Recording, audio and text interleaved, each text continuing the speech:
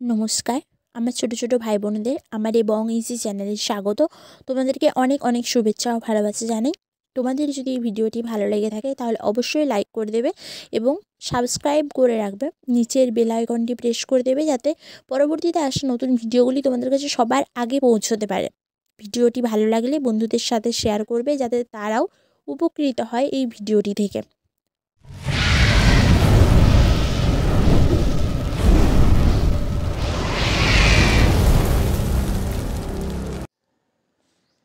তাহলে চলো আজকে আমরা কি পড়ব? আজকে পড়ব আমরা একটা নতুন জিনিস। বেশ, তার আগে তোমাদের সকলকে আরও একবার বং ইজিতে স্বাগতম। আগের দিনই পড়াটা করে নিয়েছো তো তোমরা সকলে? এবার আজকে কি শুরু করব? আজকে শুরু করব একটা নতুন পড়া। তার আগে তোমরা বলো তো, তোমরা কি রেডি? তোমরা খাতা পেন নিয়ে বসে পড়েছো তো? চলো আমরা একসাথে শুরু করে দিই। কি বলছে দেখো, স্নায়ুর প্রকারভেদ। আজকে আমরা পড়ব স্নায়ুর প্রকারভেদ থেকে। আগের দিন আমরা কি পড়লাম? আগের দিন আমরা কি পড়ে নিয়েছি এই যে স্নায়ুতন্তুর মধ্যে এই যে দেখো যে স্নায়বিক নিয়ন্ত্রণ সমন্বয়, স্নায়বিক পথ, স্নায়ুকোষ, নিউরোগ্লিয়া এবং স্নায়ু, এগুলো আমরা পড়ে নিয়েছি। নিউরনের কাজ, ঠিক আছে। আজকে পড়ব স্নায়ুর প্রকারভেদ। কী দেওয়া আছে দেখি। দেখো বলা হচ্ছে যে কার্যানুসারে স্নায়ু হলো 3 প্রকারের। কি কি? বহির্বাহী, অন্তর্বাহী এবং মিশ্র। তাহলে কার্য অনুসারে, স্নায়ুর কাজ অনুসারে স্নায়ু হলো 3 প্রকারের। কি কি? বহির্বাহী, অন্তর্বাহী এবং মিশ্র, মানে এই দুটো একসাথে কাজ করে। বেশ, তাহলে বহির্বাহী স্নায়ু কাকে বলে? না, যে স্নায়ু বার্তা বা সাড়া রেসপন্সটাকে কেন্দ্রীয় স্নায়ুতন্ত্র থেকে ইফেক্টরে বহন করে তাকে ইফারেন্ট নার্ভ বা বহির্বাহী স্নায়ু বলে। যে নার্ভটা, যে স্নায়ুটা কি করে, বার্তা বা সাড়া বা রেসপন্স সেটা যখন কেন্দ্রীয় স্নায়ুতন্ত্র থেকে যখন ইফেক্টরের মাধ্যমে বহন করে নিয়ে আসে, তখন তাকে আমরা বলে থাকি যে বহির্বাহী স্নায়ু। যখন বাইরের দিকে, মনে রাখবে এভাবে যে বাইরের দিকে কাজ করছে, এটা কেন্দ্র থেকে বাইরের দিকে কাজ করছে, তাই এটাকে বলা হচ্ছে বহির্বাহী স্নায়ু। এই প্রকারের স্নায়ু মোটর নিউরন দিয়ে গঠিত। যেমন অকিউলোমোটর স্নায়ু, এটা কি তৃতীয় করোটি স্নায়ু, এটা তৃতীয় করোটিয় স্নায়ু। আর কি? স্পাইনাল অ্যাক্সেসরি স্নায়ু। স্পাইনাল অ্যাক্সেসরি স্নায়ু হচ্ছে একাদশ করোটিয় স্নায়ু। এবারে করোটিয় স্নায়ু কটি আছে, কি কি, ঠিক আছে, এগুলো সব আমরা একটু পরে দেখছি। এগুলো প্রথমে দেখে নিই। তাহলে এরপরে কি দেখবো আমরা? বহির্বাহী স্নায়ুর পরে পড়ছে যেটা অন্তর্বাহী স্নায়ু। অন্তর্বাহী স্নায়ু বা এফারেন্ট নার্ভ কি? যে স্নায়ু রিসেপ্টর থেকে কেন্দ্রীয় স্নায়ুতন্ত্রে উদ্দীপনা বা স্টিমুলাস কি করে, বহন করে নিয়ে যায়, তাকে বলে অ্যাফারেন্ট নার্ভ বা অন্তর্বাহী স্নায়ু। অন্তর্বাহী স্নায়ু কি? যে ভেতরের দিকে কাজ করছে। অন্তর্বাহী যে ভেতরের দিকে কাজ করছে, মানে যে স্নায়ু রিসেপ্টর থেকে, মানে যেখানে গ্রাহক থেকে যখন সে কেন্দ্রীয় স্নায়ুতন্ত্রে উদ্দীপনাটাকে বহন করে নিয়ে যাচ্ছে, তখন তাকে আমরা বলবো অ্যাফারেন্ট নার্ভ বা অন্তর্বাহী স্নায়ু। এই প্রকারের স্নায়ু সেন্সারি নিউরন নিয়ে গঠিত। যেমন অলফ্যাক্টরি স্নায়ু, যেটা হচ্ছে প্রথম করোটিয় স্নায়ু, অপটিক স্নায়ু যেটা দ্বিতীয়, এবং অষ্টম করোটি স্নায়ু অডিটরি স্নায়ু, এগুলো। মিশ্র স্নায়ু কি? মিশ্র স্নায়ু হচ্ছে, মিক্সড নার্ভ কোনগুলোকে বলা হচ্ছে যে এই প্রকার স্নায়ু সেন্সরি ও মোটর উভয় প্রকার নিউরনের সমন্বয়ে গঠিত, তাই এরা উভয় মুখেই স্নায়ুস্পন্দন পরিবহন করতে পারে। ঠিক আছে, তাহলে মিশ্র স্নায়ু কি? মিশ্র স্নায়ু হচ্ছে সেন্সারি আর মোটর এই দুই রকমেরই স্নায়ুর সংমিশ্রণে গঠিত, এইগুলোর সমন্বয়ে গঠিত। এরা উভয় মুখে স্নায়ুস্পন্দন করতে পারে, স্নায়ুস্পন্দনটাকে পরিবহন করতে পারে। যেমন কি দশম করোটিয় স্নায়ু ভেগাস, সপ্তম করোটিয় স্নায়ু ফেসিয়াল নার্ভ, আর নবম করোটিয় স্নায়ু গ্লসোফ্যারেঞ্জিয়াল নার্ভ ইত্যাদি এই রকমের স্নায়ু। এরপর আমরা দেখব এই যে আমরা বলছিলাম করোটি স্নায়ু, এগুলো কতগুলি এবং কি কি। মানুষের 12 জোড়া করোটি স্নায়ু রয়েছে। যেমন 12 জোড়ার মধ্যে কি কি রয়েছে? প্রথম অলফ্যাক্টরি, দ্বিতীয় অপটিক, একদম পরপর নাম অনুযায়ী মনে রাখতে হবে। Olfactory, optic, oculomotor, trochlear, trigeminal, abducens, facial, auditory, glossopharyngeal, vagus, spinal accessory, hypoglossal. 12টি করোটি স্নায়ু। তাহলে 12 জোড়া করোটি স্নায়ু কী কী? প্রথম জোড়ার নাম হচ্ছে অলফ্যাক্টরি, দ্বিতীয় অপটিক, তৃতীয় oculomotor, fourth trochlear, fifth trigeminal, abducens, facial, auditory, glossopharyngeal, vagus, spinal এক্সাই এবং হাইপোগ্লসাল। এদের মধ্যে সবচেয়ে ছোট স্নায়ু ট্রকিলিয়ার ও সবচেয়ে বড় স্নায়ু হলো ট্রাইজেমিনাল। সবথেকে ছোট স্নায়ুর নাম হলো ট্রকিলিয়ার, সবথেকে ছোট স্নায়ু ট্রকিলিয়ার আর সবথেকে বড় ট্রাইজেমিনাল। ভেগাস হলো দীর্ঘতম করোটি স্নায়ু। ভেগাস হলো কি? ভেগাস হলো দীর্ঘতম করোটি স্নায়ু। দীর্ঘতম করোটি স্নায়ুর নাম কি? ভেগাস। এরপর কি আছে? স্নায়ুগ্রন্থি বা নার্ভ গ্যাংলিয়ন। স্নায়ুগ্রন্থি বা নার্ভ গ্যাংলিয়ন কি? দেখো সংজ্ঞাতে কি বলছে, যে কেন্দ্রীয় স্নায়ুতন্ত্রের বাইরে, কেন্দ্রীয় স্নায়ুতন্ত্র থেকে বাইরে কয়েকটি স্নায়ুকোষের কোষদেহগুলি, কয়েকটি স্নায়ুকোষের কি বলছে, নিউরনে, কয়েকটি নিউরনের যে কোষদেহ আছে, কোষদেহ দেখিয়েছিলাম যেগুলো, সেই যে কোষদেহগুলি যোগকলার আবরণী পরিবেষ্টিত হয়ে, যোগকলার আবরণী পরিবেষ্টিত হয়ে যে ঈষৎ স্ফীত, মানে একটু হালকা মোটা, হালকা একটু মোটা হালকা চওড়া যাকে বলি আমরা, ঈষৎস্ফীত গ্রন্থি সৃষ্টি করে, যাকে স্নায়ুগ্রন্থি বা নার্ভ গ্যাংলিয়ন বলে।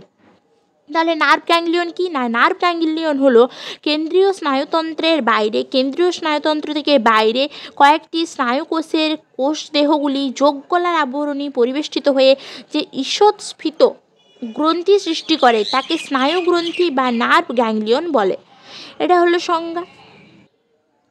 তাহলে নার্ভ গ্যাংলিয়নটা বুঝতে পারলে কাকে বলছে নার্ভ গ্যাংলিয়ন? কাকে বলছে? না, কেন্দ্রীয় স্নায়ুতন্ত্র থেকে বাইরে কয়েকটা স্নায়ু কোষদেহগুলি যেগুলো যোগকলার আবরণী পরিবেষ্টিত হয়ে যে ঈষৎস্ফীত একটু মোটা গ্রন্থির সৃষ্টি করে, তাকে আমরা বলে থাকি স্নায়ুগ্রন্থি বা নার্ভ গ্যাংলিয়ন। এরপর স্নায়ুগ্রন্থির কাজ কি? স্নায়ুগ্রন্থি তো কী দেখলাম, এরপর এর কাজ কি? এর কাজ হচ্ছে, নার্ভ গ্যাংলিয়নের দুটি প্রধান কাজ হলো স্নায়ু সৃষ্টি করা, স্নায়ু, এই যে নিউরন সৃষ্টি করা হলো এর প্রধান কাজ, স্নায়ু সৃষ্টি করা। ঠিক আছে, আর কি না, বিশেষ রস মানে নিউরো সিক্রেশন খরিত করা, যা নিউরোট্রান্সমিটারকে সমৃদ্ধ, মানে যা হচ্ছে নিউরোট্রান্সমিটার সমৃদ্ধ হয়, নিউরোট্রান্সমিটারকে যেটা সমৃদ্ধ করে কি না, সেটা হচ্ছে নিউরো সিক্রেশন খরিত হয়। ঠিক আছে, এরপর আমরা পড়ব স্নায়ু সন্নিধি বা সাইন্যাপস। স্নায়ু সন্নিধি বা সাইন্যাপস কি? সংজ্ঞাটা দেখো কি বলছে, যে দুটি নিউরনের যে সংযোগস্থলে, দুটি নিউরনের সংযোগস্থল, একটি নিউরনের শেষ, অপর নিউরনের শুরু, একটা নিউরন শেষ হচ্ছে, একটা নিউরনের শুরু হচ্ছে, তাকে আমরা সাইন্যাপস বা স্নায়ু সন্নিধি বা প্রান্ত সন্নিকর্ষ বলে থাকি। তাহলে কি স্নায়ু সন্নিধি বা সাইন্যাপস কি? স্নায়ু সন্নিধি বা সাইন্যাপস হলো দুটি নিউরনের সংযোগস্থলে একটি নিউরনের শেষ এবং অপর নিউরনের শুরু, এই যে জায়গাটা, এই জায়গাটাকে আমরা বলে থাকি সাইন্যাপস। এটাকে বলা হয় সাইন্যাপস বা স্নায়ু সন্নিধি বা প্রান্ত সন্নিকর্ষ বলা হয়ে থাকে। এরপর দেখো কি বলছে, এরপর দেখবো এর অবস্থান কোথায় না, দুটি নিউরনের সংযোগস্থলে অবস্থিত। বুঝতেই পারছি, একটা নিউরন শেষ হবে আরেকটা নিউরন শুরু হবে, এই জায়গাতে, এই যে জায়গাটা, এটাকে বলা হয় স্নায়ু সন্নিধি বা সাইন্যাপস। তাহলে এর অবস্থান অবশ্যই দুটি নিউরনের সংযোগস্থলে অবস্থিত। গঠন কি? দেখো স্ট্রাকচার, গঠন বলছে সাইন্যাপস প্রধানত অ্যাকশনের শেষ প্রান্ত ও ডেনড্রনের শুরু নিয়ে গঠিত। সাইন্যাপস প্রধানত কি বলছে, অ্যাকশনের শেষ প্রান্তটা আর ডেনড্রনের শুরুর দিকটা, মানে একটা নিউরনের শুরু কোথায়, ডেনড্রাইট এগুলো দিয়ে, এইটা দিয়ে তো শুরু একটা নিউরনের, এরপর আর একটা নিউরনের শেষ কোথায়, অ্যাকশন দিয়ে, প্রান্তবুরুষ যেটা দেখছিলাম আমরা, অ্যাকশনের প্রান্তবুরুষ শেষের অংশটা। এই জন্য বলছে যে অ্যাকশন ও ডেনড্রনের মিলনস্থলে যে কিঞ্চিত ফাঁক থাকে, এটা তো নতুন কিছু বললো, যে একে সাইন্যাপটিক ক্লেফট বা সন্নিধি প্রণালী বলে। কিন্তু এটা আমরা কি দেখলাম, যে সাইন্যাপস প্রধানত অ্যাকশনের শেষ প্রান্ত আর ডেনড্রনের শুরু নিয়ে গঠিত। অ্যাকশন ও ডেনড্রনের মিলনস্থলে কিঞ্চিত ফাঁক থাকে, একটু ফাঁক থাকে, একে সাইন্যাপটিক ক্লেফট বা সন্নিধি প্রণালী বলে। সাইন্যাপটিক ক্লেফট হচ্ছে এই জায়গাটা, এই যে দুটো অ্যাকশন আর ডেনড্রনের যে মিলনস্থলে, অ্যাকশন ডেনড্রনের মিলনস্থলে যে কিঞ্চিত একটু যে সরু যে ফাঁকটা আছে এটাকে বলা হয় সাইন্যাপটিক ক্লেফট বা সন্নিধি প্রণালী। অ্যাকশনের সাইন্যাপটিক ভেসিকলে অ্যাসিটাইল কোলিন নামক নিউরোট্রান্সমিটার থাকে। অ্যাকশনের সাইন্যাপটিক ভেসিকলে, অ্যাকশনের যে সাইন্যাপটিক ভেসিকল সেখানে এই যে সাইন্যাপটিক ভেসিকল এখানে কি থাকে অ্যাসিটাইল কোলিন, অ্যাসিটাইল কোলিন, এটা কি অ্যাসিটাইল কোলিন নামক নিউরোট্রান্সমিটার থাকে যাদের মাধ্যমে অ্যাকশন থেকে স্নায়ুস্পন্দন ডেনড্রনে বাহিত হয়। এই অ্যাসিটাইল কোলিনের সাহায্যে স্নায়ুস্পন্দনটা কি হয় এই অ্যাকশন থেকে ডেনড্রনে প্রেরিত হয়। ঠিক আছে, এরপর দেখো কি বলছে নিউরোট্রান্সমিটার। নিউরোট্রান্সমিটার তো দেখছি, নিউরোট্রান্সমিটার কি দেখো বলছে যে যেসব রাসায়নিক পদার্থ এক নিউরন থেকে অপর নিউরনে বা পেশিতে স্নায়ুস্পন্দন প্রবাহিত করে তাদের নিউরোট্রান্সমিটার বলে। যেমন অ্যাসিটাইল কোলিন নিউরোট্রান্সমিটারের কাজ করে থাকে, সেই রকমই এটা হচ্ছে উদাহরণ নিউরোট্রান্সমিটার। তাহলে কি বললো যে রাসায়নিক পদার্থ একটা নিউরন থেকে অপর নিউরন বা পেশিতে, একটা নিউরন থেকে হতে পারে একটা নিউরনে, অপর একটা নিউরনে, অথবা হতে পারে কোনো পেশিতে স্নায়ুস্পন্দনকে প্রবাহিত করে তাদের বলা হয় নিউরোট্রান্সমিটার। নিউরো হরমোন কি না স্নায়ুকোষ থেকে যে হরমোন নিঃসৃত হয় তাকে বলা হয় নিউরো হরমোন। নিউরো কথাটা পাচ্ছি তাহলে নিউরন মানে স্নায়ুকোষ থেকে যে হরমোন নিঃসৃত হয় বা খরিত হয় তাকে বলবো নিউরো হরমোন। যেমন হচ্ছে ভেসোপ্রেসিন বা এডিএইচ, এইটা আমরা পড়েছিলাম। এটা কোথায় পড়েছিলাম আমরা দেখো মনে করো যখন আমরা পিটিউটারি গ্ল্যান্ড পড়েছিলাম অন্তঃক্ষরা গ্রন্থির মধ্যে, তখন এটা আমরা দেখেছিলাম যে পশ্চাৎ পিটিউটারি থেকে কি তৈরি হয়, কি খরিত হয় ভেসোপ্রেসিন বা এডিএইচ। এটা একটা কি, এটা হলো এক প্রকার নিউরো হরমোন। ঠিক আছে, এরপর আমরা দেখব নিউরোট্রান্সমিটারের কাজ, ফাংশন। এর ফাংশন কি ফাংশন দেখো সাইন্যাপসের মাধ্যমে এক নিউরন থেকে অপর নিউরনে স্নায়ুস্পন্দন প্রবাহিত হয়। এটা আমরা দেখলাম যে সাইন্যাপস থেকে এক নিউরন থেকে অপর নিউরনে স্নায়ুস্পন্দনটা প্রবাহিত হয়। স্নায়ু উদ্দীপনা কোষদেহ থেকে অ্যাকশনের মাধ্যমে প্রাক সন্নিধি স্ফীতিতে পৌঁছলে, যখন সে প্রাক সন্নিধি প্রায় শেষের দিকে ওই যে মোটা যে অংশটাতে যখন পৌঁছায়, একটু ফোলা যে অংশটা রয়েছে সেখানে যখন পৌঁছায় তখন কি হয় না অ্যাসিটাইল কোলিনপূর্ণ প্রণালীতে সে আসে। এরপর কি বলছে যে অ্যাসিটাইল কোলিনপূর্ণ থলিগুলি উদ্দীপ্ত হয় এবং বিদীর্ণ হয়। তাহলে কি বলছে এই যে অ্যাসিটাইল কোলিনপূর্ণ যখন স্নায়ুস্পন্দনটা আসছে তখন অ্যাসিটাইল কোলিনপূর্ণ যে অংশটা দেখতে পাচ্ছি আমরা, যে অ্যাসিটাইল কোলিনপূর্ণ এই যে থলিগুলি, এই থলিগুলি উদ্দীপিত হয় এবং বিদীর্ণ হয়। ঠিক আছে, ছিঁড়ে যায়। ফলে কি হয় অ্যাসিটাইল কোলিন মুক্ত হয়ে প্রাক সন্নিধি পর্দা ভেদ করে, প্রাক সন্নিধি এই জায়গায় যে পর্দা রয়েছে এই পর্দাকে ভেদ করে সন্নিধি বিশেষ গঠনের জন্য কি করে এই অংশের স্নায়বিক উদ্দীপনা প্রবাহের অভিমুখ সর্বদাই একমুখী হয়। সাইন্যাপস সন্নিধি কি করে সন্নিধি প্রণালীতে আসে, সেখান থেকে উদ্দীপনা আবার নিউরোট্রান্সমিটারের মাধ্যমে পরবর্তী নিউরনে পৌঁছায়। তাহলে দেখো কি বলছে এখানে যে প্রথমে কি হয় সাইন্যাপসের মাধ্যমে এক নিউরন থেকে অপর নিউরনে স্নায়ুস্পন্দন প্রবাহিত হয়।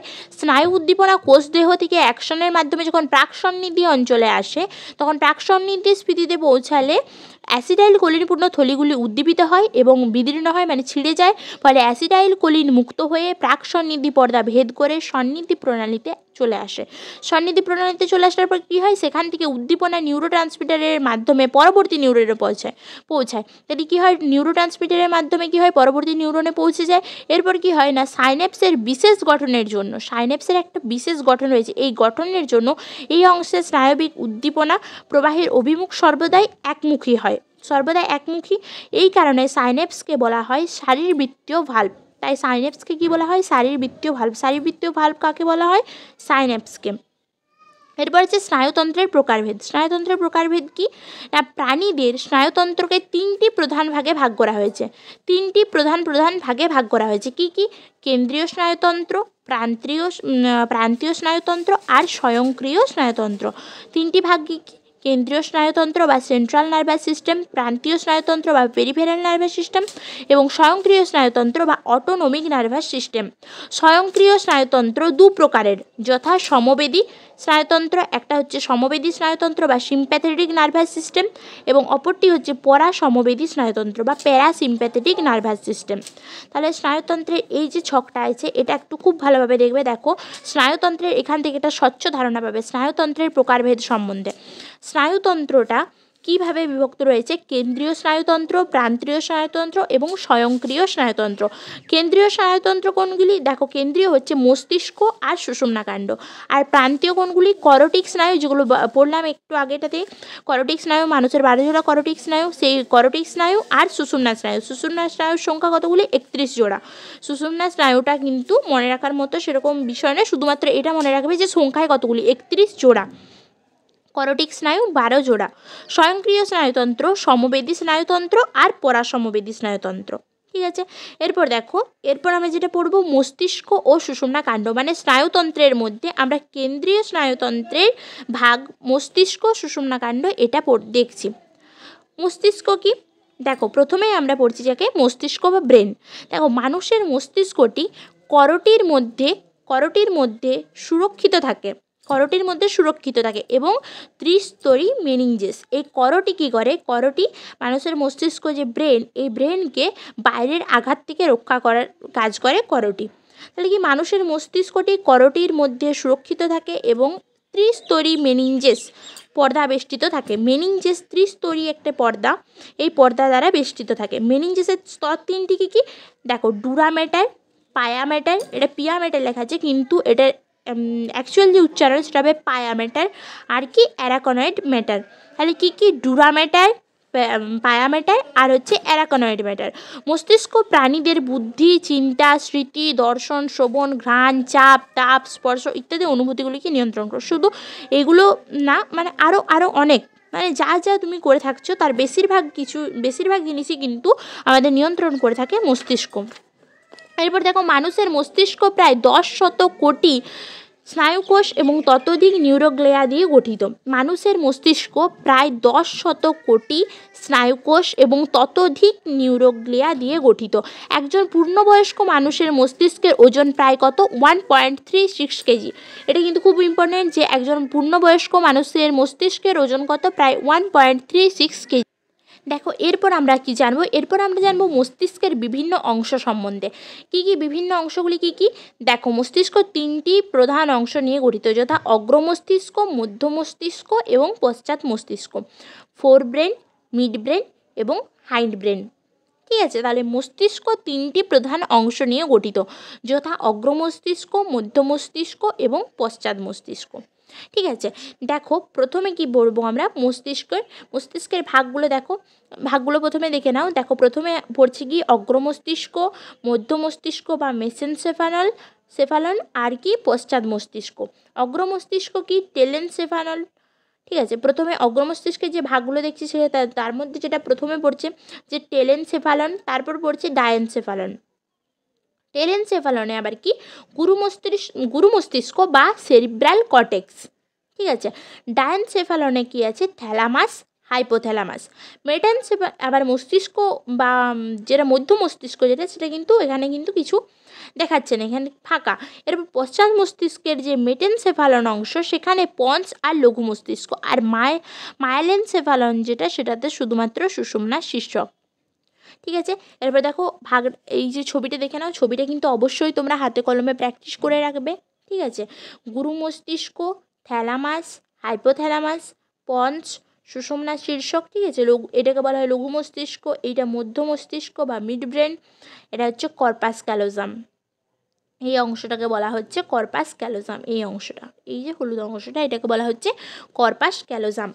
এরপর দেখো কি বলেছে যে মস্তিষ্কের প্রধান অংশগুলির অবস্থান ও কাজ নিচের ছকে দেখানো হলো। মস্তিষ্কের প্রধান অংশ কি কি? তার মধ্যে দেখো দেওয়া আছে গুরু মস্তিষ্ক বা সেরিব্রাল কর্টেক্স বা গুরু মস্তিষ্ক। এটি 2টি গোলার্ধে বিভক্ত, যথা বাম গোলার্ধ আর ডান গোলার্ধ।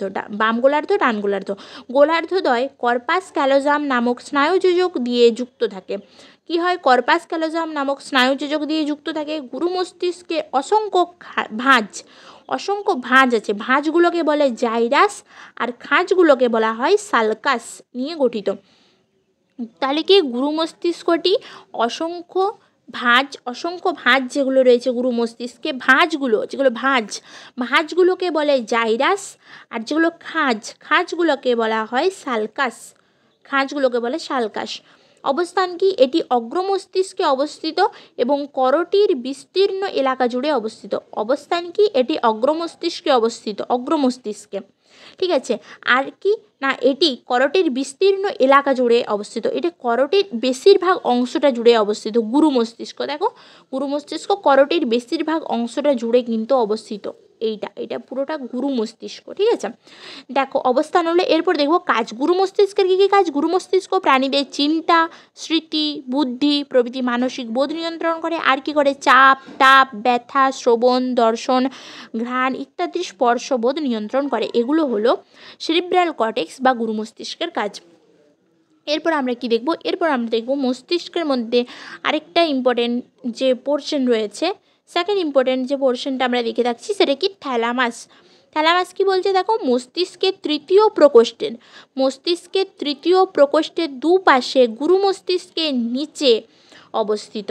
এই দেখো থ্যালামাস কি বলছে? তৃতীয় প্রকোষ্ঠের দুপাশে গুরু মস্তিষ্কের নিচে অবস্থিত। এটি ধূসর বর্ণের ডিম্বাকার অংশবিশেষ।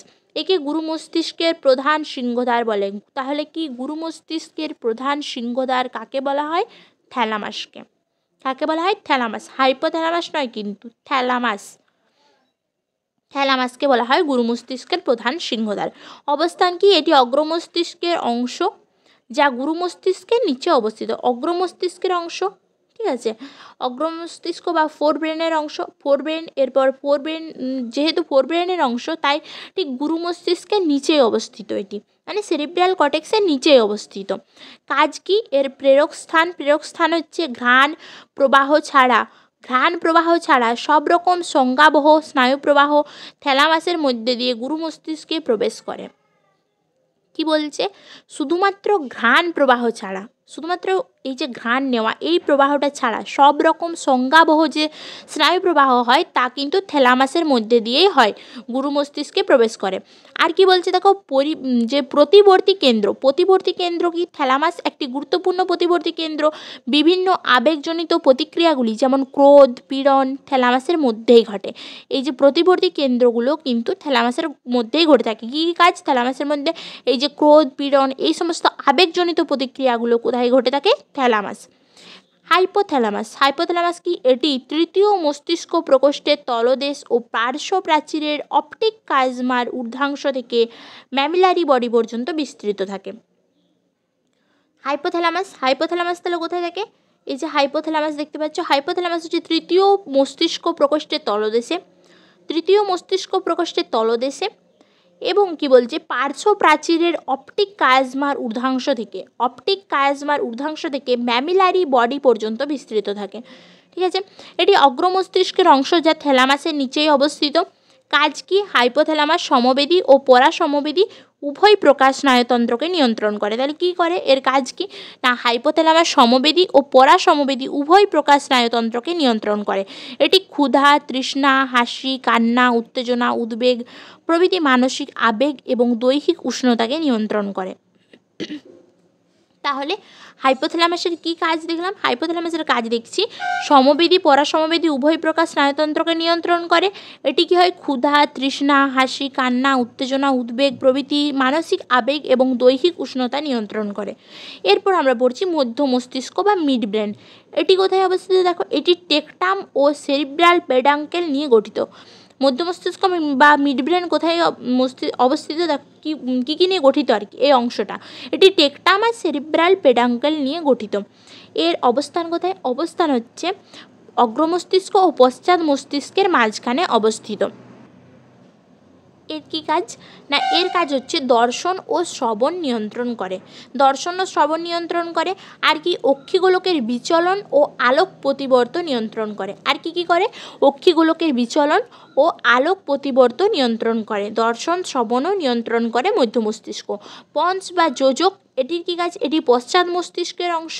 এটি মধ্য মস্তিষ্কের সঙ্গে লঘু মস্তিষ্ক ও সুষুম্না শীর্ষকের মধ্যে সংযোগ স্থাপন করে। তাহলে পঞ্চ বা যোজক কী কাজ? এটি পশ্চাৎ মস্তিষ্কের অংশ, এটি মধ্য মস্তিষ্কের সঙ্গে লঘু মস্তিষ্ক ও সুষুম্না শীর্ষকের মধ্যে সংযোগ স্থাপন করে, দুটোর সংযোগ স্থাপন করে। কি কি? লঘু মস্তিষ্ক, সুষুম্না শীর্ষক, এই দুটো। তারপর কি বলছে দেখো, এর অবস্থান পঞ্চ মধ্য মস্তিষ্কের নিচে এবং সুষুম্না শীর্ষকের ওপরে অবস্থিত।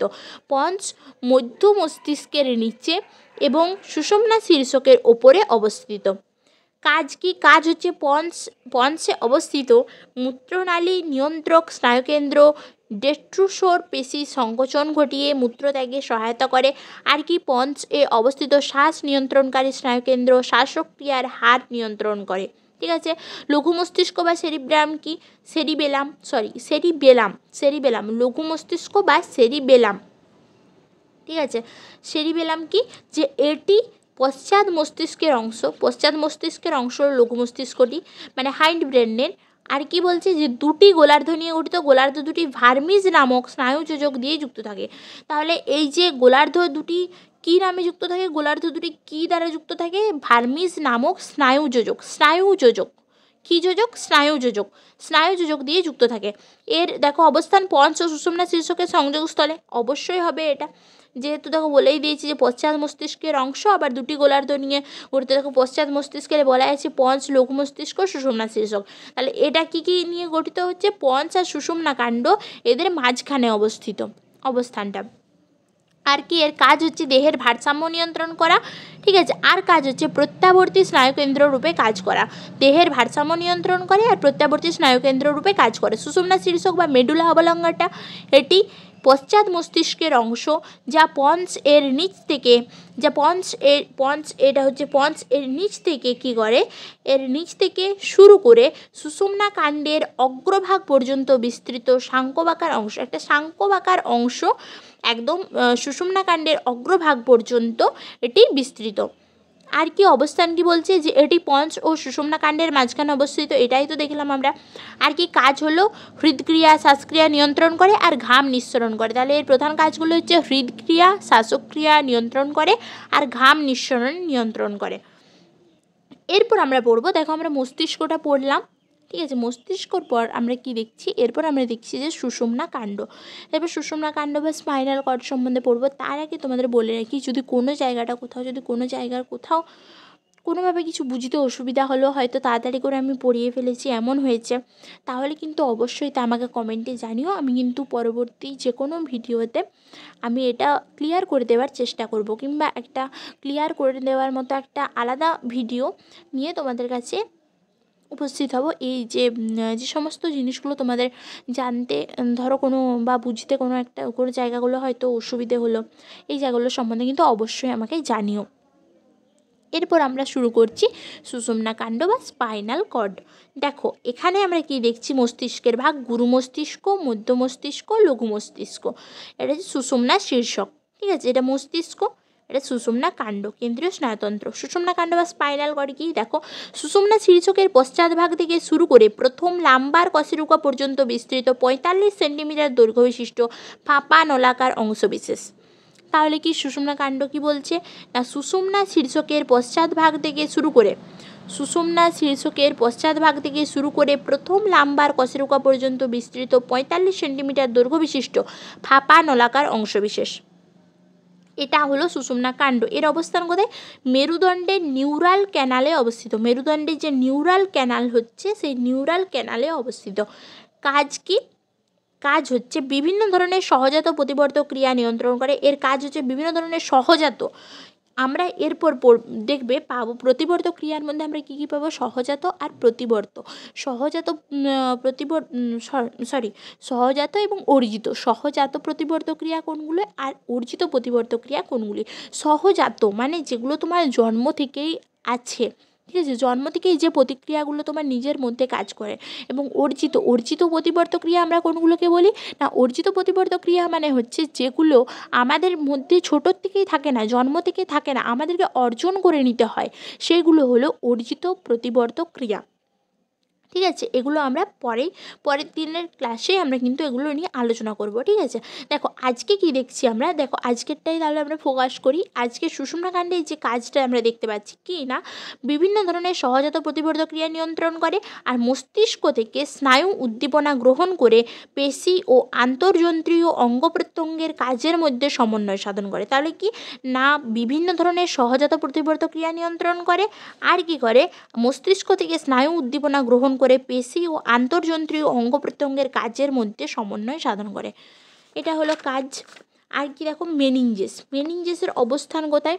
মেনিনজেসের অবস্থান হচ্ছে দেখো মস্তিষ্ক ও সুষুম্না কাণ্ডকে বেষ্টন করে অবস্থান করে। মেনিনজেস ত্রিস্তরীয় আবরণ, বললামই ত্রিস্তরীয় আবরণ কি কি, কিসের আবরণটা ছিল ত্রিস্তরীয়? তিনটি স্তরের নাম কী ছিল? ডুরামেটার, পায়ামেটার, অ্যারাকনয়েড ম্যাটার। পরপর তিনটে যে ছিল কি কি, ডুরামেটার, পায়ামেটার, অ্যারাকনয়েড ম্যাটার। ঠিক আছে, কাজ হলো মস্তিষ্ক সুষুম্না কাণ্ডকে বাইরের আঘাত থেকে রক্ষা করে। মেনিনজেস তাই তো বললাম ত্রিস্তরীয় আবরণের কাজ কি, কোনো বাইরের আঘাত থেকে রক্ষা করে তাকে। এরপর সিএসএফ মানে কি, সেরিব্রো স্পাইনাল ফ্লুইড। এর পুরো নাম সিএসএফের পুরো নাম কি, সেরিব্রো স্পাইনাল ফ্লুইড। সিএসএফে তাহলে কী কাজ, অবস্থান দেখিনি। অবস্থান হচ্ছে কেন্দ্রীয় স্নায়ুতন্ত্রের গহ্বরে এবং সাব অ্যারাকনয়েড স্থানে অবস্থিত। কেন্দ্রীয় স্নায়ুতন্ত্রের গহ্বরে এবং সাব অ্যারাকনয়েড স্থানে অবস্থিত। কাজ কি, কাজ হচ্ছে কেন্দ্রীয় স্নায়ুতন্ত্রকে সুরক্ষা প্রদান করে। আর হচ্ছে স্নায়ুকোষকে পুষ্টিদ্রব্য ও অক্সিজেন সরবরাহ করে। স্নায়ুকোষকে কী করে, পুষ্টিদ্রব্য এবং অক্সিজেনকে সরবরাহ করে। তাহলে কেন্দ্রীয় স্নায়ুতন্ত্রকে সুরক্ষা প্রদান করে, এক নাম্বার কেন্দ্রীয় স্নায়ুতন্ত্রকে সুরক্ষা প্রদান করে। আর কি করে, স্নায়ুকোষকে পুষ্টিদ্রব্য ও অক্সিজেন সরবরাহ করে। ঠিক আছে, তাহলে আজকে এই পর্যন্তই থাক। ঠিক আছে, ভিডিওটি আর বড় করব না এর থেকে বেশি। তোমরা এই যে আজকে যেটা পড়ালাম, আজকের পড়াটা অবশ্যই শেষ করে নেবে। ঠিক আছে, আজকের পড়াটা আজকে করে নেবে, রেডি করে নেবে। তাহলে আজকে এখানেই রাখছি, দেখা হবে পরবর্তী নতুন ভিডিও নিয়ে তোমাদের সাথে। তো ততক্ষণ পর্যন্ত তোমরা সকলে ভালো থেকো, সুস্থ থেকো।